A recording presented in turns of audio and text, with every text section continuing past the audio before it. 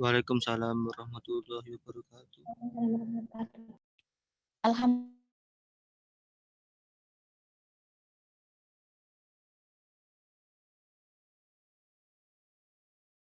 Alhamdulillahirabbil alamin.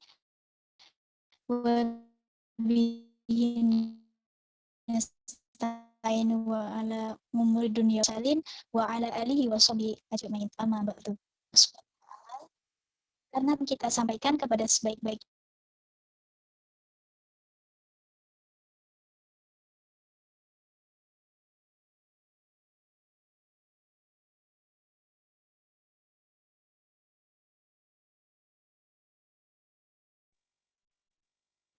mohon maaf ada kendala sebentar. Kita lanjut ya. Puji dan syukur kita panjatkan kehadirat Allah Subhanahu wa taala karena telah melimpahkan rahmat dan karunia-Nya sehingga kita dapat hadir dan berkumpul di Zoom meeting ini. Tak lupa juga sholawat serta salam kita sampaikan kepada sebaik-baiknya panutan Nabi besar Nabi Muhammad SAW. Yang terhormat kepada Bapak Dr. Muhammad Rahmawan Arifin SEMSI selaku Dekan Fakultas Ekonomi dan Bisnis Islam UIN Raden Mas Said Surakarta.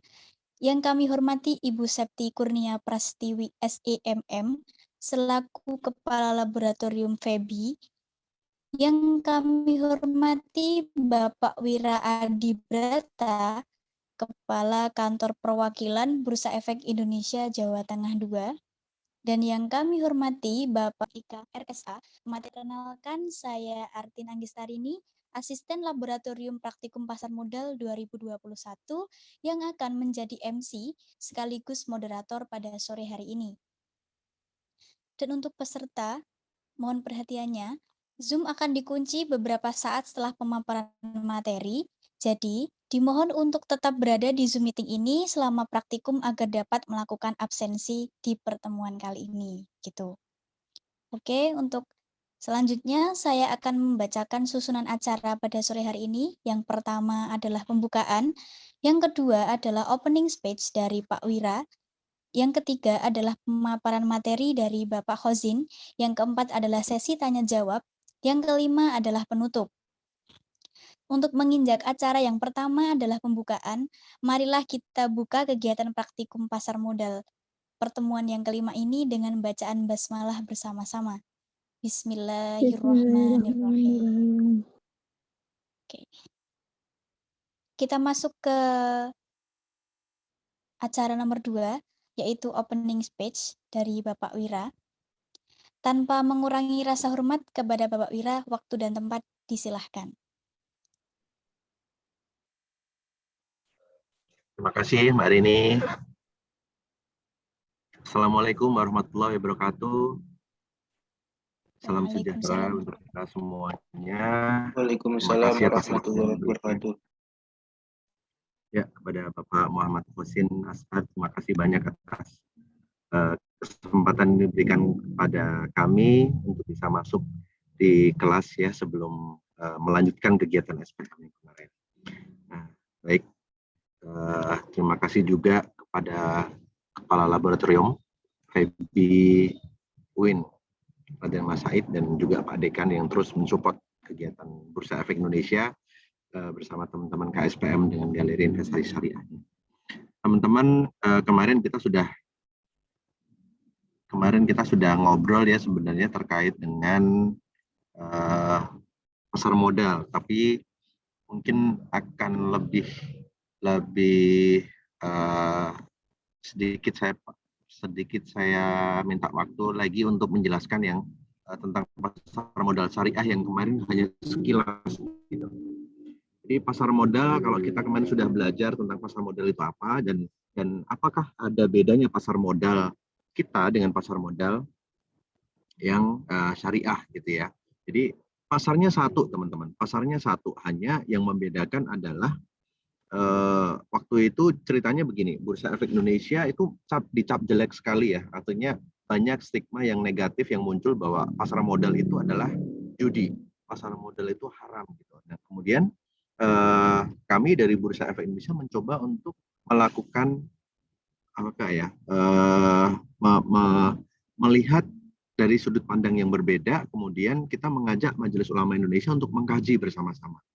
Nah, ternyata Majelis Ulama Indonesia setelah cukup lama ya melakukan kajian itu, ternyata dari Majelis Ulama Indonesia menyatakan bahwa ini pasarnya udah syariah kok. Pasarnya udah syariah gitu. Kenapa kok pasarnya syariah? Yang pertama, kalian jual sahamnya transparan gitu. Harganya tertara di situ. Kelihatan harga saham Indofood segini, saham BRI segini, saham yang lain begini gitu ya. Kemudian yang kedua adalah barang yang dijual pun juga transparan, artinya bukan membeli kucing dalam karung. Jadi contoh misalnya kalau misalnya kita kucing dalam karung kan kita mengambil dalam karung, kemudian diangkat kucingnya sehat apa enggak sehat kita nggak tahu gitu. Tapi kalau saham kita tuh bisa ngelihat yang mau kita beli laporan keuangannya seperti apa. Kita bisa lihat, oh kalau Indofood beberapa tahun lalu dia udah profit, laporan keuangannya bagus, kemudian prospeknya juga oke. Bahkan ketika sahamnya itu mengalami gerakan naik turun yang sangat kencang, itu kemudian kami mengundang untuk melakukan pemeriksaan terhadap perusahaan tersebut. Kemudian perusahaan tersebut harus melakukan keterbukaan informasi gitu. Yang kedua, kemudian yang ketiga, caranya itu akadnya adalah jual beli, udah benar jual dan beli, jadi tidak ada riba di dalamnya, tidak ada kegiatan yang melanggar. Ada 3 hal yang harus di syarat bagi gini. Jadi pasarnya udah syariah, tapi yang kalian jual nggak semuanya syariah. Apa tuh Pak yang nggak syariah yang kita jual? Yang kalian jual nggak syariah adalah saham-saham yang perusahaannya dari sisi bisnis, dari sisi laporan keuangan hutang, dan dari sisi pendapatan itu ada yang melanggar syariat Islam. Nah, sehingga Majelis Ulama Indonesia bersama OJK itu memberikan 3 syarat kepada perusahaan agar perusahaan tersebut bisa masuk dalam kategori syariah atau enggak. Yang pertama adalah kegiatan atau usaha atau jasa yang ditawarkan oleh perusahaan tersebut itu tidak melanggar syariat Islam. Contoh misalnya ada pabrik kertas ya, pabrik kertas yang kemudian memproduksi kertas, bahannya adalah dari kayu gitu, kayunya legal, tidak melanggar dan lain-lain.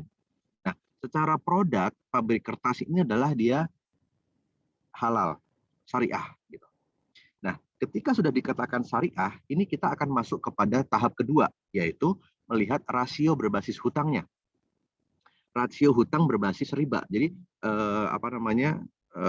hutangnya boleh hutang ya, tapi ada toleransinya, yaitu 45% dari total aset. Kamu boleh kok hutang, ya. Tapi perusahaan yang hutang itu ketika di total aset itu tidak boleh lebih dari 45% hutangnya. Kenapa kok MUI itu memasukkan rasio keuangan itu di dalam salah satu persyaratan syariah untuk melindungi investor. Jadi ketika perusahaan itu utangnya itu masih termanage dengan baik, ya risiko bagi investor itu juga kecil gitu. Tapi kalau misalnya utangnya gede, ya itu kan perusahaan jadi kurang sehat seperti itu. Yang pertama tadi pabrik kertas udah oke, dia lolos. Kemudian yang kedua dia total hutangnya tidak lebih dari 45% gitu. Nah, yang ketiga ini adalah rasio pendapatan non halal. Jadi MUI masih mentoleransi boleh perusahaan itu mendapatkan pendapatan tidak boleh lebih dari 1%. Gitu. Nah, pabrik kertas tadi itu ternyata setelah diaudit dibuka, ternyata dia jualan kertasnya itu sebagian ke pabrik rokok, dan itu 50% pendapatan pabrik rokok itu menyumbang pendapatan utama dari si perusahaan tadi. Nah, artinya yang tahapan pertama lolos, tahap ketiga ini pendapatan non halal tadi, si kertas tadi, pabrik kertas tadi itu nggak lolos. Nah, ini perusahaan tadi itu nggak masuk dalam kategori perusahaan syariah, gitu teman-teman. Tapi kalau misalnya perusahaan tadi itu sudah lolos gitu ya, adalah perusahaan yang syariah. Kemarin saya sempat membahas tentang pasar modal syariah, namun tidak terlalu detail ya, makanya saya minta sedikit waktu untuk bisa melanjutkan yang belum tersampaikan kemarin. Nah, kemudian juga selain itu saya ingin juga menyampaikan terkait hal ini, teman-teman. Kondisi pasar kita yang saat ini, kalau misalnya kita lihat, saya coba.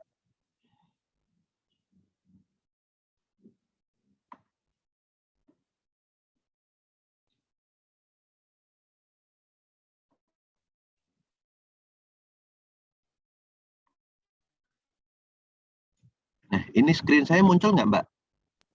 Muncul, Pak. Muncul ya. Nah, baik.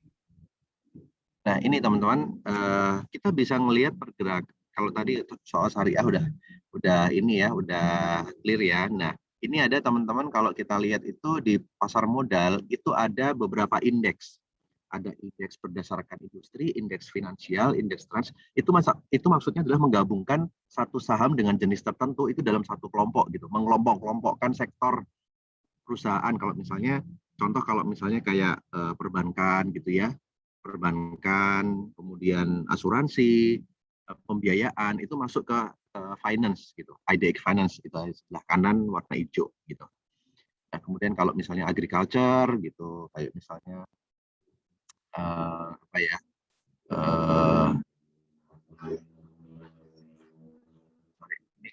agriculture-nya masuknya nggak kelihatan. Ini aja lah yang energi, misalnya IDX Energi itu adalah saham-saham yang berbasis batu bara, tambang gitu ya. Nah, ini saya ingin memperlihatkan dari sini kita bisa melihat ada grafik yang naik kencang, yang lain pada lurus-lurus, ini kok kencang sendiri. Ini ada apa nih gitu ya. Ini ternyata setelah kita lihat itu adalah sektor teknologi, teman-teman. Jadi perusahaan-perusahaan yang perusahaan-perusahaan yang berbasis teknologi itu di tahun 2020 sampai 2021 awal kemarin itu sangat diminati, sehingga saham-saham perusahaan di sektor teknologi itu naiknya kencang banget, lihat. Terus ini kan hari kemarin, Pak. Terus kira-kira kalau tahun depan masih oke nggak, Pak? Atau misalnya dalam waktu-waktu dekat ini industri ini masih bagus nggak, Pak? Nah, di pasar modal itu sangat dinamis sekali, teman. Jadi buat teman-teman yang nantinya baru mau praktek ya, di pasar modal itu kan ada dua jenis, satu investor jangka panjang, satu trader yang suka jual beli, kayak misalnya orang dagang gitu ya, jual beli gitu. Nah, di pasar modal yang saya bilang dinamis sekali itu adalah naik turunnya saham itu sangat kencang sekali. Teknologi sekarang kemarin memang awal tahun dia naik kencang karena banyak startup, banyak kita semua berbasis ngapa-ngapain sekarang berbasis teknologi gitu ya. Mau makan lapar juga teknologi, mau belanja nggak perlu ke mall, langsung aja ke aplikasi dan lain-lain. Jadi itu membuat kayak harapan bahwa oh ini adalah the future of bisnis gitu ya. Bisnis ke depan tuh kayaknya bakal berbasis teknologi, sehingga banyak sekali teknologi yang diminati naik terus gitu. Namun tidak menutup kemungkinan teknologi itu akan turun lagi. Bukan turun ke bawah, tapi akan disalip oleh sektor-sektor yang lain yang hari ini kita bisa melihat sektor perbankan, sektor finansial itu naiknya kencang banget. Kenapa kok bisa seperti itu ya, teman-teman? Karena jadi ada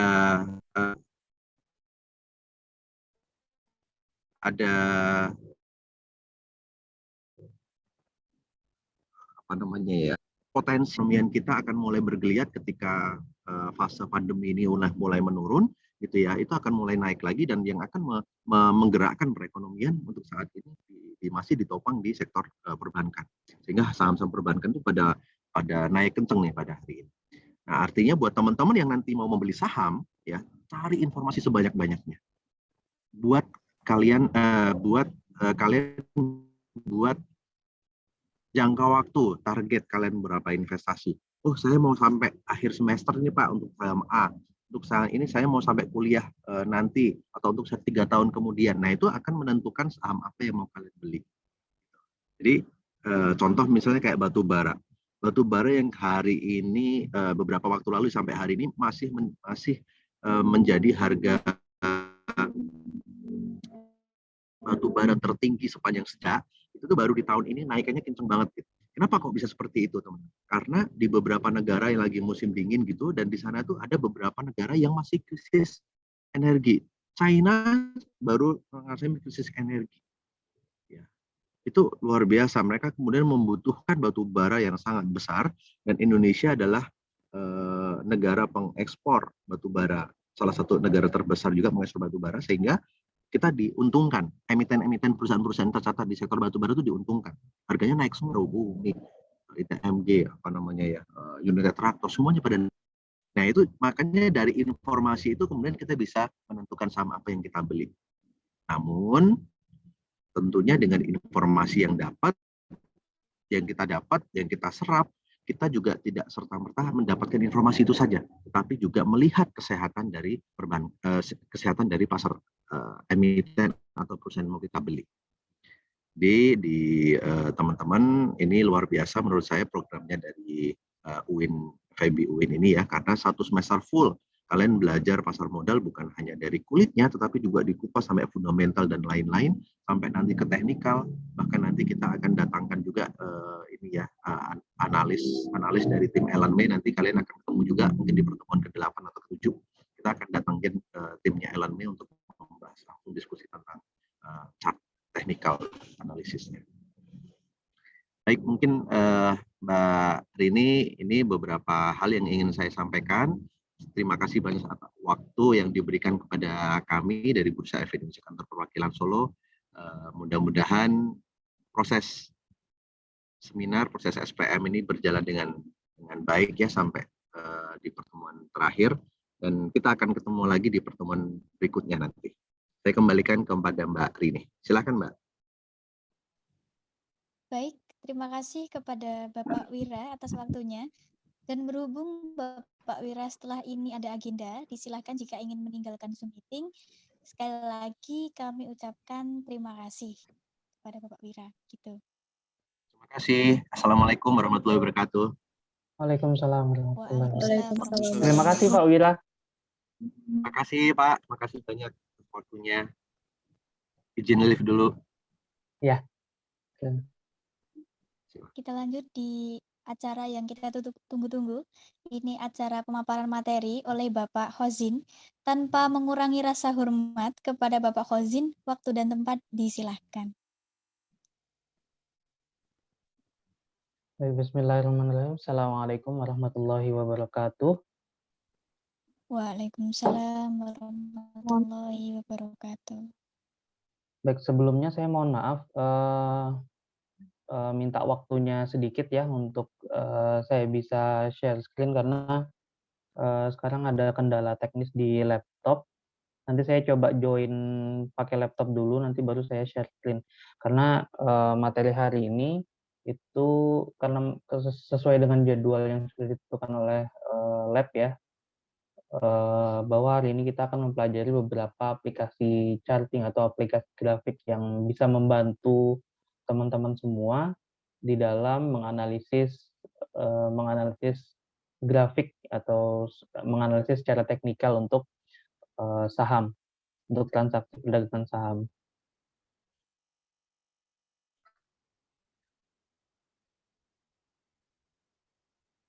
Jadi saya minta waktunya sebentar. Semoga ini sudah tidak ada kendala teknis lagi seperti tadi, karena dari tadi saya masuk belum bisa, dan juga memang laptopnya agak sedikit error. Coba saya join dulu ya. Siapa tahu nanti insya Allah bisa gitu. Jadi langsung kita mulai.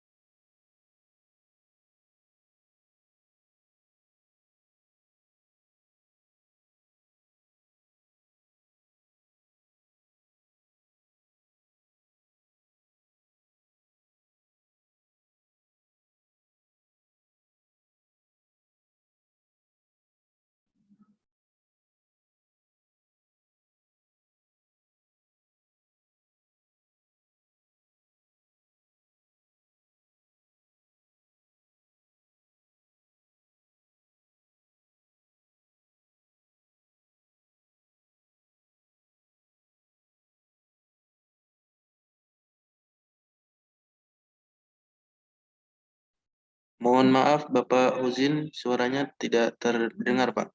Belum masuk suaranya.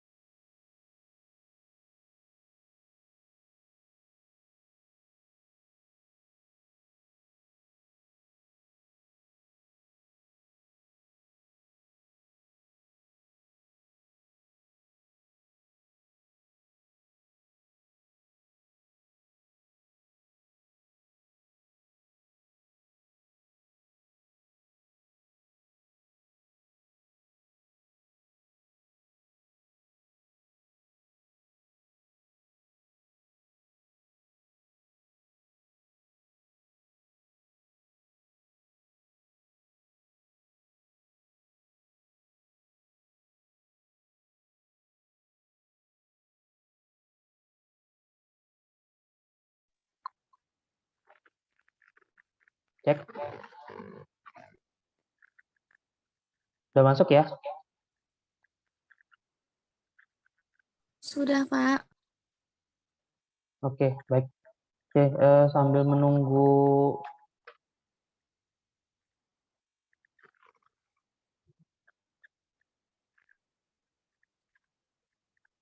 Oke, baik. Jadi nanti ke depan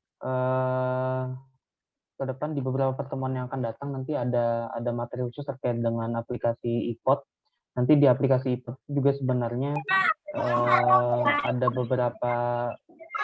beberapa fitur yang bisa digunakan untuk menganalisis secara teknikal. Tapi sebelum menuju ke aplikasi iPod-nya sebenarnya ada platform lain yang bisa kita gunakan untuk menganalisis teknikal terkait pergerakan harga saham.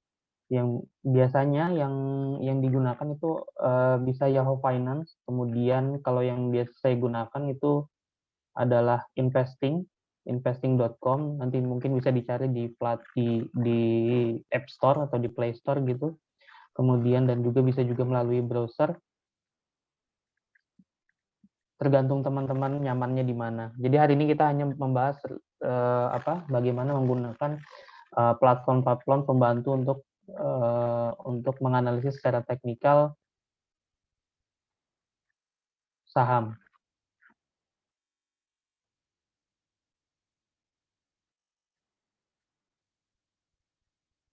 Jadi sebenarnya justru di pasar modal ini, terutama di perdagangan saham ya, di transaksi saham, investasi saham, justru yang paling berkesan, mungkin yang paling wawasannya mungkin cukup banyak itu salah satunya adalah di teknikal. Justru seni dari bertransaksi atau berinvestasi di saham ini adalah salah satunya adalah di teknikal. Ini yang paling menarik. Kenapa? Karena ketika seseorang itu membaca grafik itu tidak sembarangan. Jadi ada beberapa ilmu dasar yang memang harus diperdalam, yang harus diketahui oleh oleh masing-masing personal, masing-masing perseorangan, dan hasilnya biasanya hasil analisisnya juga akan berbeda. Nah, ini yang menjadi seni dari investasi di saham. Kalau kalian memperhatikan gitu ya, misal kalian memperhatikan di beberapa tayangan program televisi yang dia mengangkat tema bisnis dan investasi gitu, bisnis dan ekonomi, misalkan kayak CNBC Indonesia, kemudian mungkin CNN Indonesia, biasanya sekitar jam 9 atau pas ketika perdagangan bursa itu mulai dibuka, itu biasanya banyak bermunculan program-program TV yang memang fokusnya adalah bisnis dan ekonomi. Salah satunya adalah investasi. Mungkin IDX Channel mungkin yang setiap harinya, setiap programnya pasti hampir setiap program itu berkaitan dengan pasar modal. Kalau teman-teman ikuti pasti di situ setiap hari pasti ada analis-analis yang berbeda setiap harinya yang muncul di sana yang memberikan rekomendasi saham yang cocok untuk dibeli baik untuk investasi jangka pendek, menengah dan juga panjang. Nah, kalau kalian perhatikan pasti setiap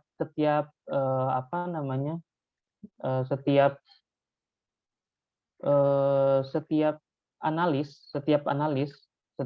efek yang dimintai rekomendasi di wawancara di televisi itu pasti hasil wawancaranya, hasil analisisnya, hasil rekomendasinya pasti berbeda-beda. Nah, ini yang menjadi menarik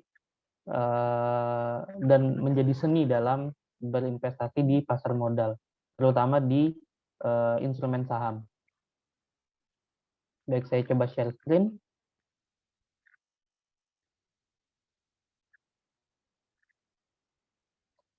Oke, yang pertama kita bisa menggunakan Yahoo Finance. Oke, Yahoo Finance yang pertama misalkan ini bisa kalian buka akun di sini ataupun secara langsung juga bisa. Jadi kalau di Yahoo Finance, karena Yahoo Finance ini adalah sifatnya global, jadi perusahaan apapun yang sudah listing di bursa efek masing-masing negara itu pasti ada. Makanya di sini kalau kalian lihat di bagian awal sini, di sini ada S&P Futures, ini merupakan salah satu indeks di luar negeri juga. Kemudian ada Dow Futures, ada Nasdaq. Ini kalau tidak salah Nasdaq ini indeks dari Amerika Serikat, ini khusus untuk yang transaksi bursa berjangka.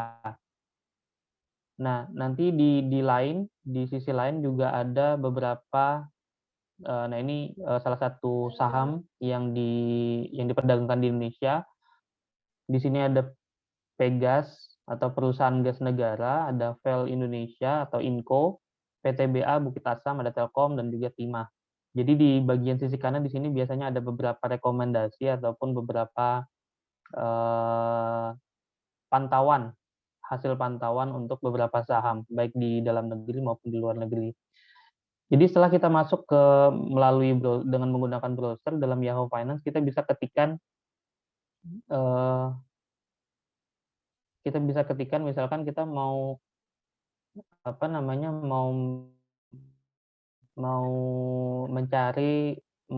menganalisis teknikal Bank Syariah Indonesia atau BRIS. Jadi kita ketikkan saja di sini BRIS dan jangan lupa .jk. Kenapa harus ada .jk? Karena ini bisa menggambarkan di mana perusahaan tersebut berada. Apakah di Jakarta, apakah di Amerika, di Singapura, Malaysia, atau di negara yang lainnya. Ini adalah merupakan kode yang diberikan oleh Yahoo Finance. Bisa saja misalkan menggunakan Google itu juga nantinya juga akan berbeda simbolnya. Misalkan kita mau mencari atau menganalisis teknikal terkait dengan Bank Syariah Indonesia.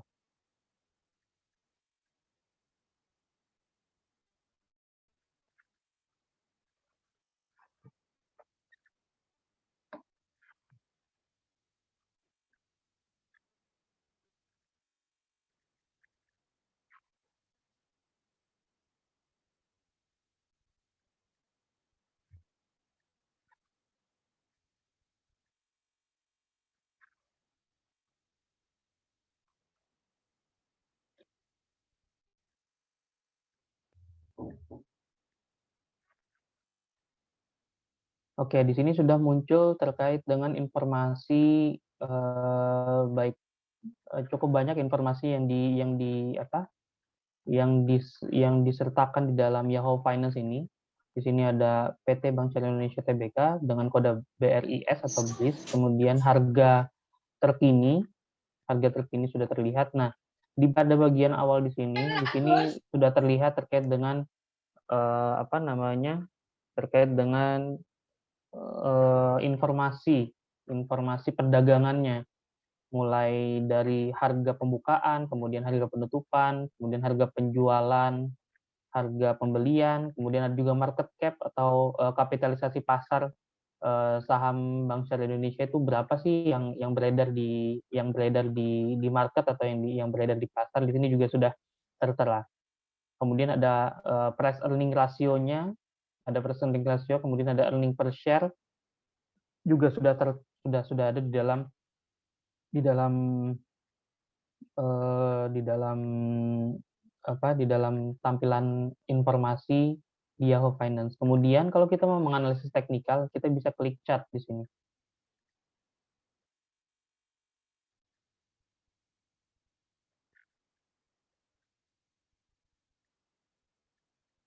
Oke, di sini sudah muncul grafik. Nanti mungkin insya Allah untuk pengenalan dasar grafiknya nanti kita akan sampaikan di minggu depan insya Allah. Hari ini kita pengenalan terkait aplikasi platform yang bisa membantu kita untuk menganalisis secara teknikal ya, walaupun sebenarnya Indo Premier sendiri sebenarnya sudah menyediakan platform yang juga memiliki fitur untuk menganalisis teknikal, tapi akan lebih baik kalau ada platform yang lain untuk mengkonfirmasi beberapa sinyal di dalam grafik. Ya, baik. Di sini yang pertama kita sudah bisa lihat di sini ada grafik teknikal yang mana kalau kita lihat yang ini merupakan pergerakan harganya. Kemudian di bawahnya ini adalah terkait dengan volume perdagangan. Itu. Nah, selain kita bisa memunculkan grafik, sebenarnya ini bisa bermacam-macam grafik ya. Di sini kita bisa menggunakan line atau grafik garis. Kemudian kita juga bisa menggunakan grafik area. Di sini ada bar juga. Nanti insya Allah minggu depan kita belajar terkait dengan sedikit jenis-jenis grafik yang bisa digunakan untuk menganalisis teknikal. Kemudian ada color bar dengan color bar sebenarnya sama, hanya perbedaannya di warna saja. Kemudian ada candle.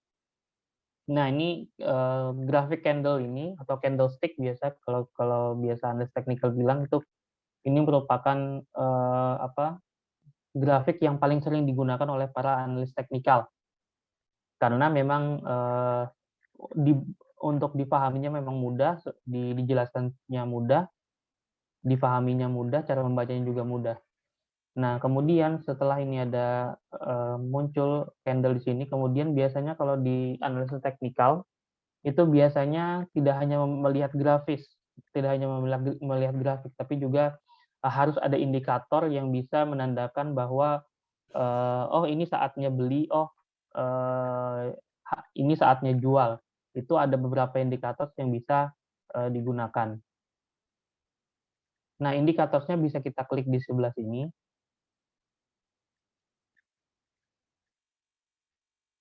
Di ujung kiri ini, nanti di situ ada indikator, ada cukup banyak indikator yang bisa dimasukkan ke dalam grafik.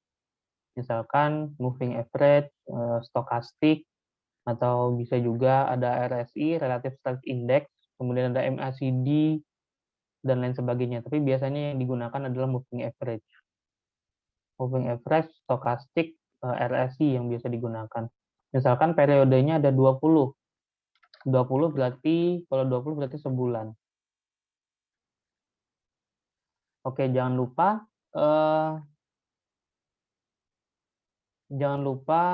di sini kita juga ada jangka waktu, ini one day. 5 days, kemudian ada 1 month, 3 month, 6 month, year to date. Year to date itu dari tahun dari tanggal yang sama di tahun sebelumnya. Misalkan hari ini tanggal 18 Oktober 2021, berarti nanti jaraknya adalah di sampai 18 Oktober tahun 2020.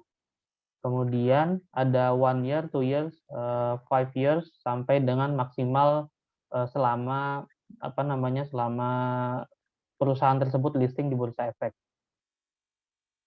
Kita coba yang 1 month karena tadi kita menggunakan indikatornya adalah moving average yang 20 hari atau mohon maaf. Ya, 20 hari atau 1 bulan. Kenapa 20 hari dikatakan 1 bulan? Karena memang per jam Bursa Efek Indonesia itu bukannya di hari Senin sampai Jumat. Senin sampai Jumat berarti kalau kita hitung 1 bulan ada 4 minggu, berarti kurang lebih ada 20 hari di dalam 1 bulan perdagangan Bursa Efek Indonesia. Baik, di sini sudah muncul beberapa terkait dengan moving average. Yang garis warna ungu ini adalah garis moving average. Bisa dilihat di sini adalah garis moving average. Nanti untuk detailnya nanti saya sampaikan minggu depan atau di 2 minggu yang akan datang. Karena cukup banyak materi terkait dengan analisis teknikal di tahun ini untuk praktikum tahun ini.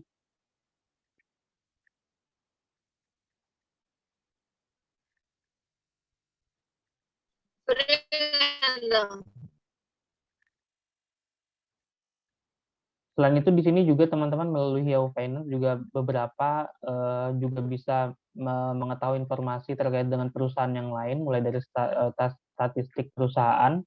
Biasanya statistik perusahaan ini isinya kurang lebih bagaimana kondisi perusahaan itu bergerak, mulai dari entah itu grafik pergerakan harga saham, kemudian ada juga terkait dengan rasio-rasio yang bisa yang menggambarkan kondisi suatu perusahaan.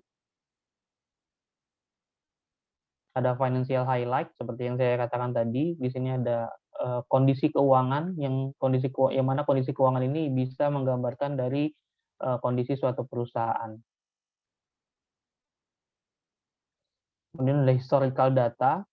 Nah, ini bagi teman-teman nanti mungkin kalau semisal sudah mendekati semester akhir yang mau mengambil skripsi tentang pasar modal, kemudian membutuhkan pergerakan harga mungkin harian atau mingguan atau setiap bulan gitu, di sini sudah tersedia. Dan ini bisa di-download secara gratis. Ini bisa digunakan untuk harian. Harga pembukaannya berapa, harga penutupannya berapa, kemudian harga paling terendahnya berapa, harga tertinggi berapa, kemudian volume perdagangannya di tanggal tersebut itu berapa. Itu sudah terjelas di Yahoo Finance, jadi bisa dilihat di sini bahwa per 18 Oktober 2021 saham BRIS dibuka di harga 2.130 dengan harga tertingginya adalah 2.290 selama perdagangan di hari ini, harga terendahnya adalah 2.130. Kemudian ditutup dengan harga 2.250. Berarti apa? Kalau harga penutupan itu lebih tinggi daripada harga pembukaan, berarti kondisi saham BRIS itu sedang mengalami kenaikan atau sedang bullish. Kemudian kita juga bisa melihat volume transaksi perdagangannya adalah sebesar 147.585.200 lembar saham yang diperdagangkan di pasar di pasar saham Indonesia.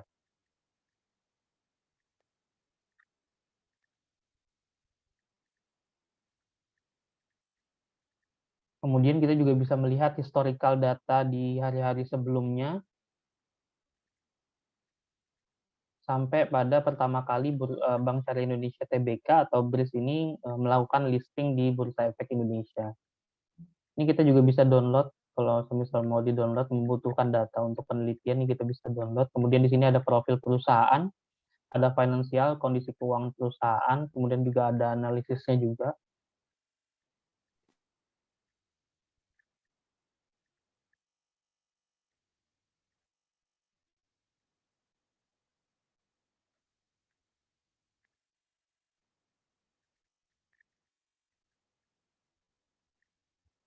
Sepertinya untuk analisisnya juga tidak ada di sini. Untuk analisis biasanya di beberapa ini biasanya ada rekomendasi dari beberapa sekuritas gitu. Di sini biasanya ada muncul. Tapi ini di BRIS ternyata tidak ada hasil analisis dari beberapa sekuritas. Biasanya ini merupakan rekomendasi dari para analis, biasanya ditaruh di sini. Kalau beberapa perusahaan yang memang cukup besar gitu ya, itu biasanya pasti misalkan contohnya adalah Telkom, kemudian kalau yang lain tuh biasanya kayak Wika, Waskita itu sering betul masuk ke dalam Astra, Indofood, Unilever itu sering banget masuk ke dalam rekomendasi dari analis.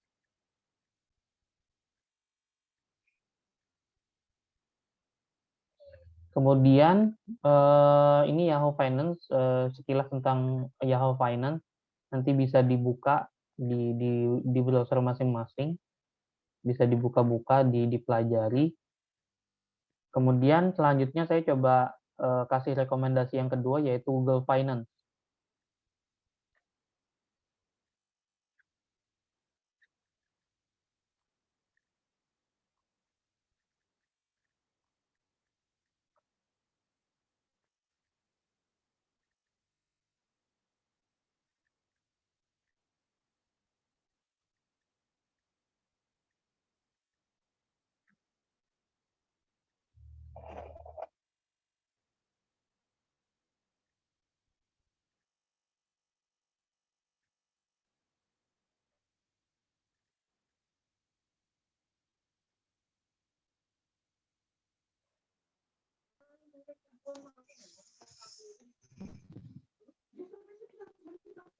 Nah, untuk Google Finance sendiri sebenarnya kurang lebih sama dengan apa yang di Yahoo Finance, hanya saja perbedaannya adalah kalau di Google Finance kekurangannya adalah dia tidak bisa melihat dengan menggunakan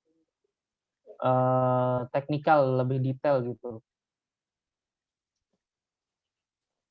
Tapi cukup informasi yang diberikan di Google Finance juga sudah cukup lengkap ya.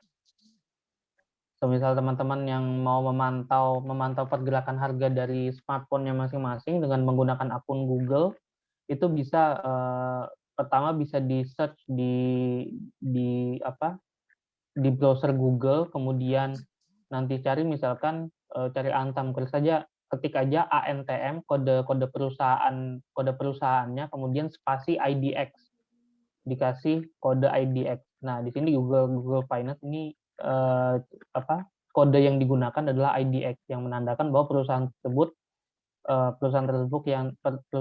listing di Bursa Efek Indonesia atau di Indonesian Stock Exchange. Nah, di sini nanti teman-teman juga bisa melihat pergerakan baik harian, 5 harian atau seminggu gitu ya, per bulan, triwulan, 6 bulan, 1 tahun, 5 tahun, dan jangka paling maksimalnya juga ada. Tapi memang kekurangannya di Google Finance di sini adalah dia hanya menampilkan grafik garis saja. Nah, detailnya di sini ada jamnya, dari awal pembukaan jam 9, kemudian jam 10, jam 12, kemudian ada break di sini jam setengah 12 sampai jam setengah 2 itu break, kemudian dilanjutkan lagi setengah 2 sampai jam setengah 4. Nah, di sini detailnya adalah waktunya. Nah, kemudian informasi yang diberikan yang lainnya adalah di sini ada penutupan di hari sebelumnya, kemudian rentang hari, rentang tahun, rentang hari itu pergerakan dari hari kemarin dengan hari ini atau beberapa hari sebelumnya sampai dengan hari yang sekarang, yang saat ini. Ini juga ada informasinya, rentang tahun dari tahun sebelumnya atau dari awal tahun. Itu juga tertera informasi di sini. Kapitalisasi pasarnya juga ada, market cap-nya berapa triliun rupiah yang diperdagangkan di pasar modal, kemudian volume transaksi perdagangan itu berapa juta lembar saham, rasio price to earning-nya juga ada, hasil dividennya juga ada, kemudian bursa utama. Nah, bursa utama ini apakah dia listing di Bursa Efek Indonesia atau listing di bursa efek di luar negeri. Nah, kemudian selain itu mungkin teman-teman juga pertemuan sebelumnya sudah mengikuti terkait dengan analisis fundamental ya. Nah, salah satu analisis fundamental itu adalah terkait dengan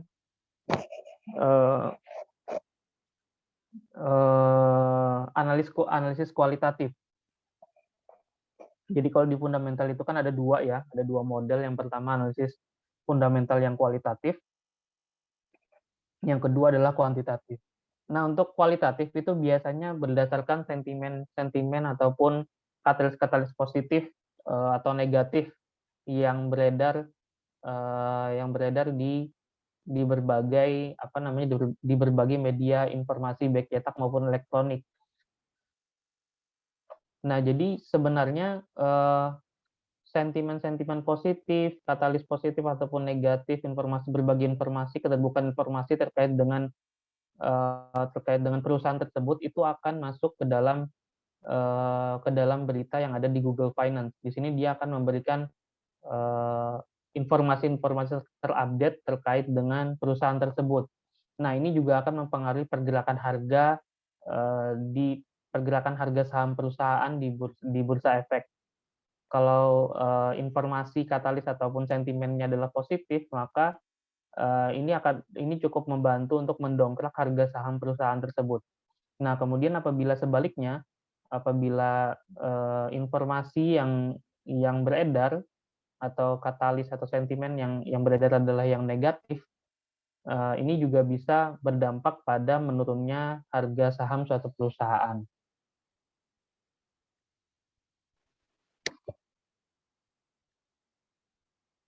Nah, ini adalah salah satu kelebihan dari Google Finance. Jadi kita tinggal mengetik, kemudian di bawahnya adalah berita-berita terkait dengan perusahaan tersebut.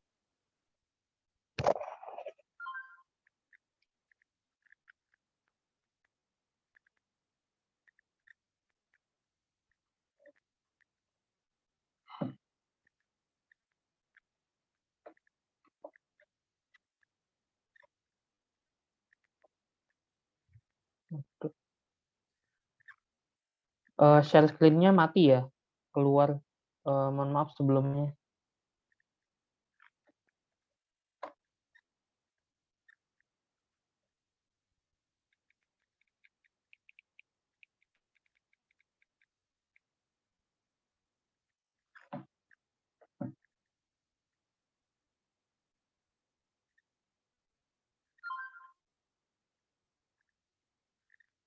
Bentar, saya coba masuk lagi.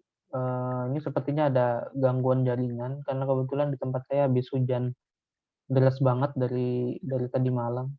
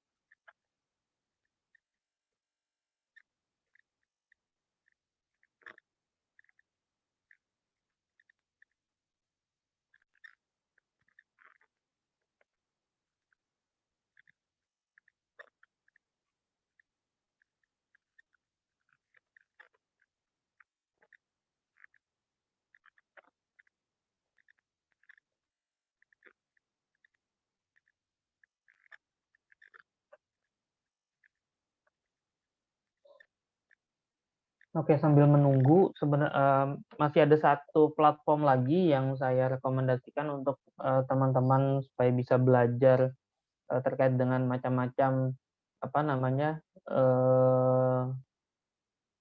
cara membaca teknikal, cara menganalisis teknikal itu yaitu adalah salah satunya dengan menggunakan investing.com.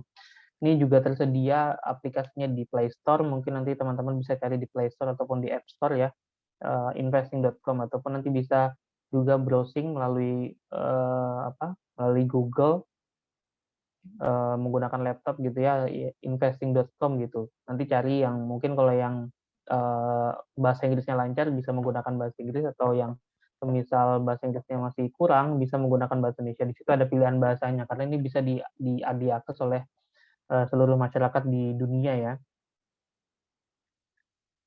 Jadi sebenarnya investing ini bisa lebih detail, apalagi kalau teman-teman buka akun di situ, bikin akun gratis gitu ya, akun gratis saja. Di situ kalau bikin akun gratis, di situ nanti ada berbagai informasi terkait dengan perusahaan. Jadi kalau tadi di Yahoo Finance tadi kan sudah digambarkan ada historical data ya, historical data pergerakan harga setiap harinya. Setiap hari itu saham perusahaan A, B, C itu bergerak dibuka di harga berapa, kemudian harga tertingginya berapa, harga terendahnya berapa, kemudian harga penutupannya berapa, dan juga beberapa informasi terkait dengan pergerakan harga market cap, kemudian ada volume perdagangan, di situ semuanya juga tertera dengan jelas. Ini kurang lebih sama dengan Yahoo Finance dan juga di Google Finance tadi. Hanya saja yang menjadi kelebihan dari investing.com di sini, teman-teman selain bisa mendownload terkait dengan terkait dengan historical datanya, kemudian dan juga ada fundamental data-data fundamentalnya juga. Teman-teman di investing.com ini bisa belajar terkait dengan analisis teknikalnya. Misalkan di dalam analisis teknikal itu ada beberapa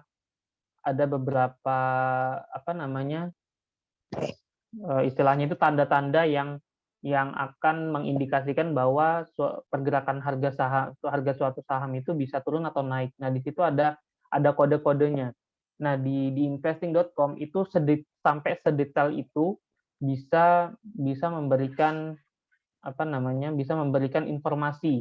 Oh, ternyata di pergerakan harga saham selama 1 minggu ini di saham BRIS itu ternyata ada beberapa model candle. Ada model candle seperti Star Doji, kemudian ataupun beberapa model candle yang lainnya. Nah, itu bisa diketahui di investing.com.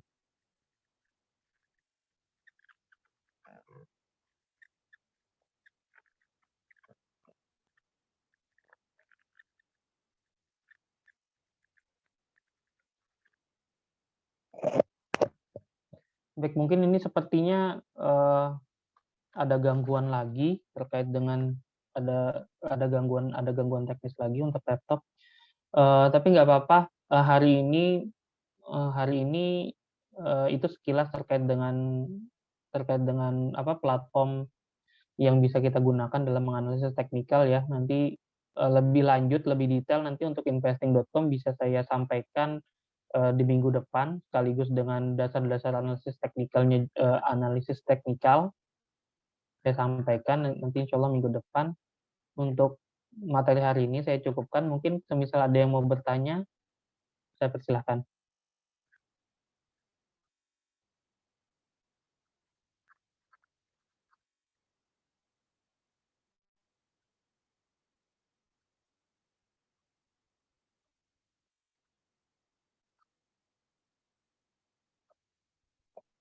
Untuk pemaparan materinya sudah selesai, Pak. Untuk hari ini, karena jujur ini sebenarnya saya masih mau menyampaikan terkait dengan ada satu aplikasi lagi, tapi mungkin sepertinya saya sampaikan minggu depan saja bersamaan dengan dasar dari analisis teknikal. Karena sebenarnya kalau mempelajari aplikasinya mungkin gampang ya. Teman-teman sekarang kan sudah melek teknologi semua, apalagi generasi Z sudah melek teknologi semua, jadi bisa lah untuk mempelajari sendiri. Tapi memang sebenarnya lebih baik mempelajari aplikasi seperti ini juga dibarengi dengan dibarengkan dengan pengetahuan analisis teknikalnya. Jadi harusnya ini sebenarnya kebalik, harusnya aplikasi ini di akhir setelah penyampaian dasar dari analisis teknikal. Tapi nggak apa-apa. Ini untuk bahan evaluasi untuk kedepannya. Mungkin kalau ada yang mau bertanya, saya persilakan kepada teman-teman.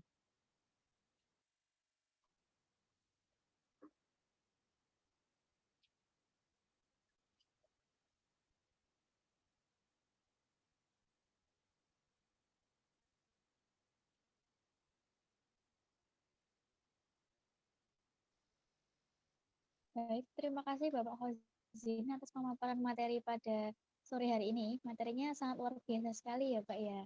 Mungkin bagi yang ingin bertanya, silahkan tinggalkan pertanyaan di kolom chat Zoom dengan pertanyaannya ya teman-teman.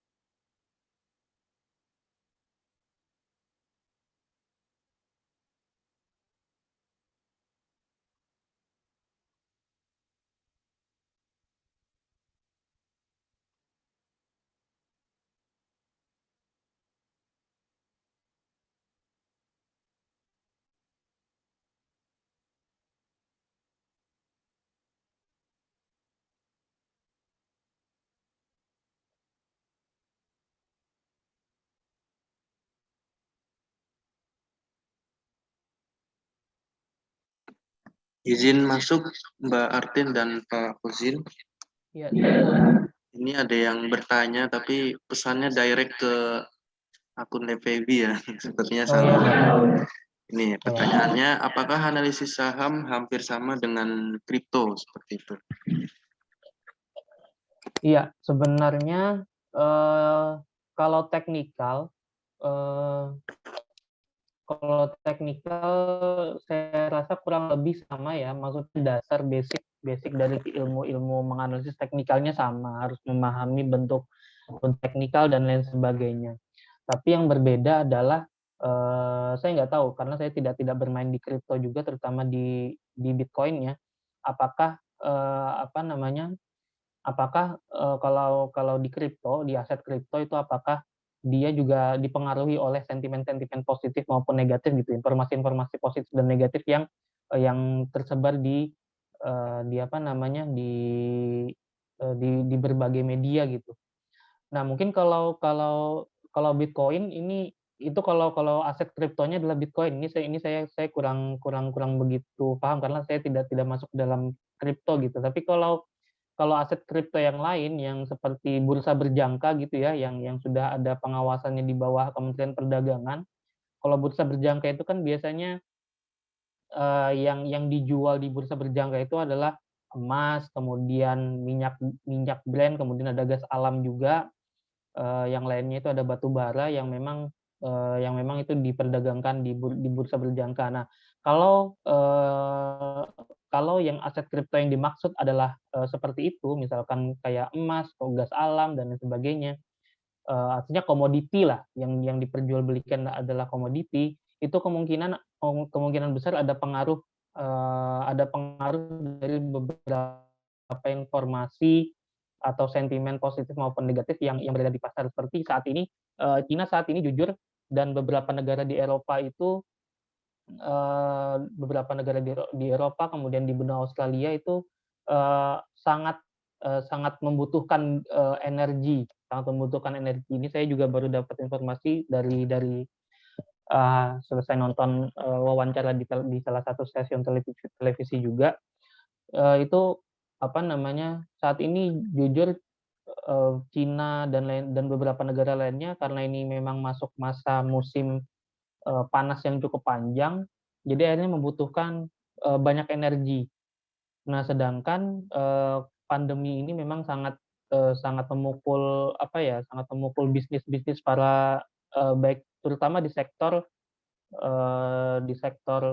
energi gitu ya, kayak gas alam, kemudian minyak, batu bara dan lain sebagainya, kelapa sawit gitu. Nah, jadi ada beberapa negara itu yang meyakini bahwa pandemi ini COVID-19 ini terjadi akibat dari kebocoran lab di Wuhan di Cina gitu. Nah, kalau tidak salah Australia atau negara di Eropa gitu, salah satu di negara Eropa itu akibat dia meyakini dari hal tersebut, akhirnya adalah dia tidak mau memesan beberapa komoditi dari Cina. Akhirnya pesannya kemana? Ke Indonesia. Nah, ini menjadi suatu hal yang positif bagi saham-saham ataupun yang berinvestasi di aset kripto, terutama di energi ya, terutama di batu bara, karena salah satu ekspor terbesar dari Indonesia juga adalah di energi, kelapa sawit, batu bara, dan lain sebagainya. Nah, akhirnya ketika dia tidak mau menggunakan produk atau bahan baku dari Cina gitu, akhirnya satu-satunya yang terbesar adalah di Indonesia gitu. Akhirnya berapapun harganya yang ada pasokan energi yang ada dari Indonesia itu akan dibeli. Ini juga menjadi sentimen positif bagi teman-teman yang berinvestasi di saham maupun di komoditas gitu. Nah, ini salah satu contoh dari sentimen positif yang sekiranya bisa dianalisa yang secara kualitatif lah. Oh, ternyata ketika Cina ini banyak bukan dimusuhi ya, tapi dijauhi oleh negara-negara lain akibat dari pandemi ini, walaupun saya juga tidak tahu yang mana yang benar, apakah memang kebocoran virus-virus tersebut dari Wuhan Cina, dari lab di Wuhan Cina atau tidak, tapi masing-masing kan mempunyai pendapat atau opini masing-masing ya. Apalagi beberapa negara yang lain yang memang dia sangat membatasi Cina untuk bisa masuk ke negaranya gitu. Mungkin itu jawaban dari saya. Ini kalau kita membahas masalah aset kripto ya, sebenarnya aset kripto itu bisa berupa Bitcoin ataupun mata uang digital yang lain gitu ya, yang sejenis dengan Bitcoin. Tapi kita juga perlu tahu bahwa ternyata aset kripto itu tidak hanya Bitcoin, tapi juga ada aset kripto yang bentuknya yang lain, yang dalam bentuk komoditas misalkan. Seperti itu. Mungkin nanti suatu saat mungkin nanti di FEBI UIN Surakarta mungkin nanti bisa ada lagi satu galeri terkait dengan komoditas berjangka. Nggak apa-apa untuk belajar, walaupun sebenarnya komoditas berjangka itu mahal untuk investasinya. Untuk investasinya jujur mahal banget kalau di komoditas, tapi nggak apa-apa untuk pembelajaran.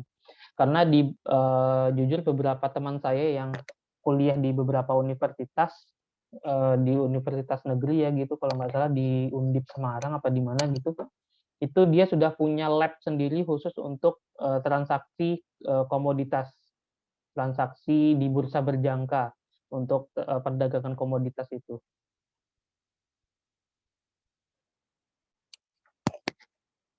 Mungkin sepertinya ada pertanyaan lagi tuh yang masuk di kolom chat ya kalau nggak salah. Mungkin bisa minta tolong dibacakan, Mbak. Iya, ini pertanyaan dari Mas Rio Ardi Fernando. Pertanyaannya begini ya, Pak.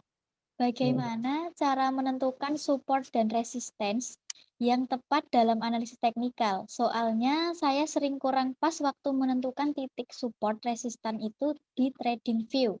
Dan jika garis trend lain masih menunjukkan sideways, apakah belum cocok untuk open posisi buy?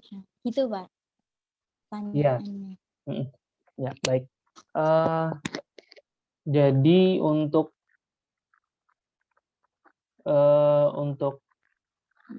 cara menentukan support dan resisten yang tepat dalam analisa teknikal itu sebenarnya nggak segampang yang dibayangkan. Jujur saya juga, inilah dunia pasar modal. Kita bisa menganalisis fundamental sekaligus teknikal secara bersamaan ya. Jadi kadang-kadang yang namanya, makanya kenapa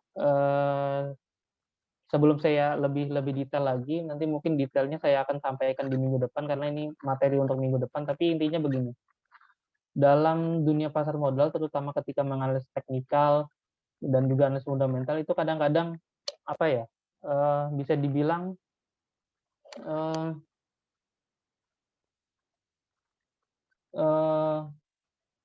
kadang nggak semua hasil analisis itu nggak semua hasil analisis itu tepat gitu loh.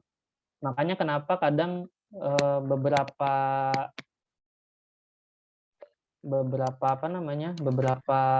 analis itu kalau kalian ikuti itu pasti rekomendasi, pasti di bawahnya ada disclaimer. Nah, disclaimer ini untuk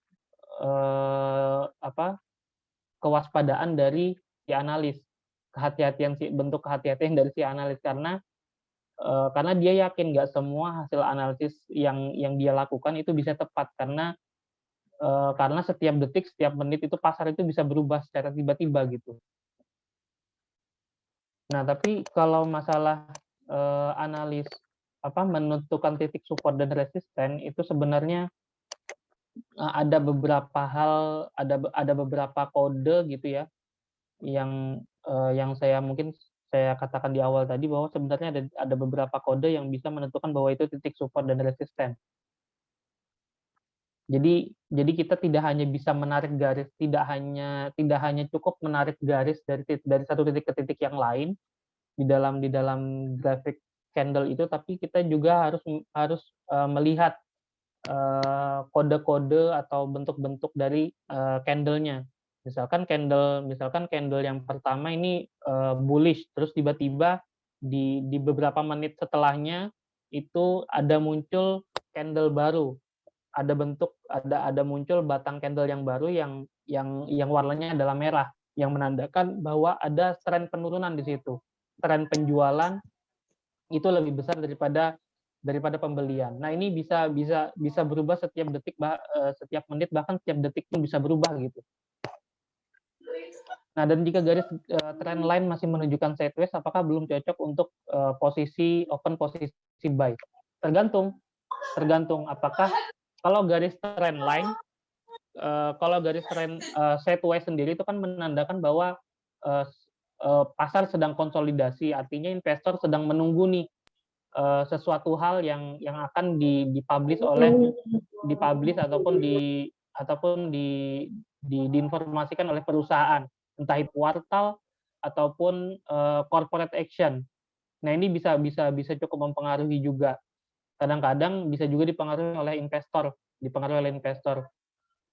Nah, ini yang harus dilihat adalah candlestick-nya. Kalaupun kita tarik garis ini sedang kondisi harga saham perusahaan sedang sideways atau sedang konsolidasi, ini kita harus lihat dulu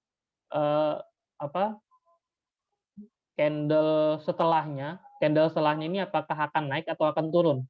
Jadi kita tidak bisa hanya melihat dari garisnya saja, tetapi harus dilihat lebih detail lagi dari sisi candlestick-nya.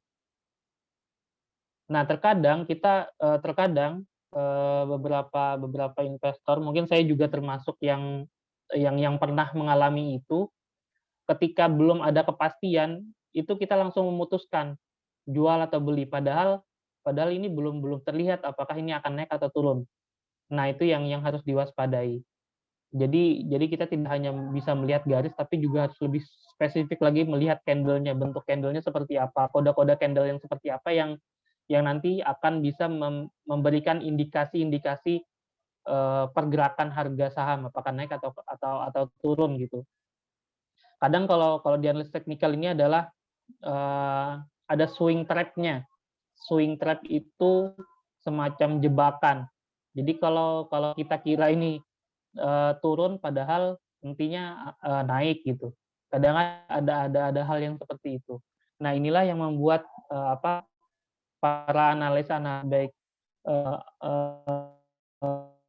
analis teknik fundamental ini tidak bisa memastikan bahwa analisisnya 100%. Nah, itu harus hati-hati. Jadi analis memberikan rekomendasi itu sebenarnya bukan untuk diikuti, tetapi untuk memberikan informasi hasil analisisnya dia. Karena kita sebagai analis, kebetulan saya juga salah satu anggota di Asosiasi Analis Efek Indonesia, kita punya yang namanya kode etik. Jadi jangan sampai hasil rekomendasi kita itu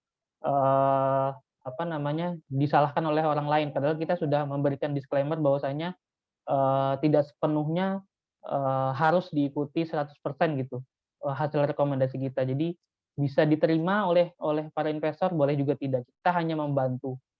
Karena ini tadi saya bilang bahwasanya sebenarnya dunia pasar modal terutama investasi saham itu kita mempunyai seninya adalah bagaimana kita menganalisis suatu saham perusahaan baik secara fundamental maupun teknikal itu. Mungkin nanti detailnya saya sampaikan minggu depan ya untuk support dan resistennya. Ada lagi dari teman-teman yang lain?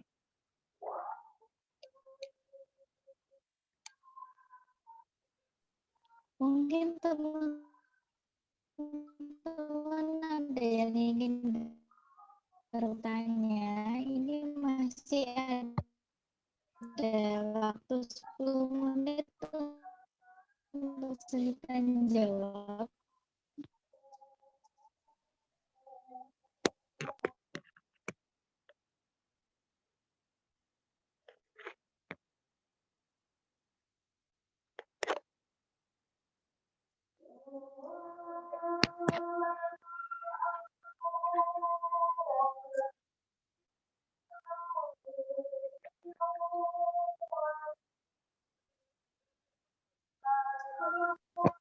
Baik, mungkin sudah cukup ya. Tidak ada yang bertanya ini. Terima kasih untuk Bapak Hazin atas pemaparan materi pada sore hari ini. Materinya sangat luar biasa sekali ya Pak. Bisa membantu kita, bagi kita yang belum tahu apa sih aplikasi Yahoo Finance. Kan melakukan absensi di kolom chat Zoom dengan mengirimkan link absennya dibagikan sebentar lagi.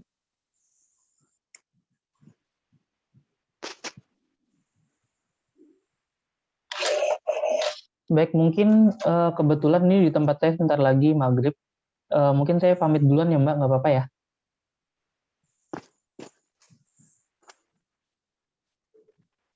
Cek, halo.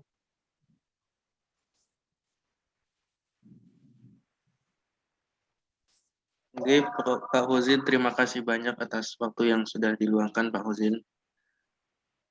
Ya, baik. Saya mohon maaf sebelumnya sekali lagi kepada teman-teman kalau tadi memang cukup banyak gangguan teknis tadi. Nanti insya Allah minggu depan saya usahakan kendala-kendala teknis tadi itu tidak ada.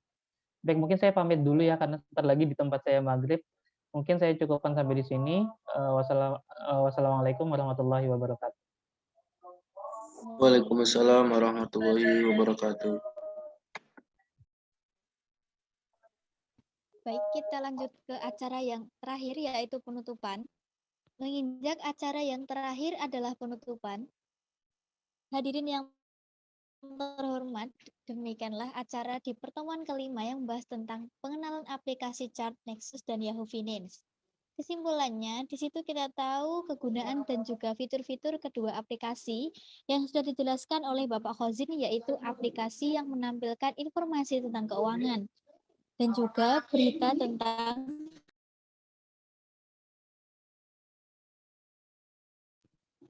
kita lanjut. Kesimpulannya, Di situ kita jadi tahu kegunaan dan juga fitur-fitur kedua aplikasi yang sudah dijelaskan oleh Bapak Khosin, yaitu aplikasi yang menampilkan informasi tentang keuangan dan juga berita tentang saham yang memuat harga pembukaan, harga paling tinggi hingga mari hamdalah bersama-sama. Alhamdulillahirabbil alamin.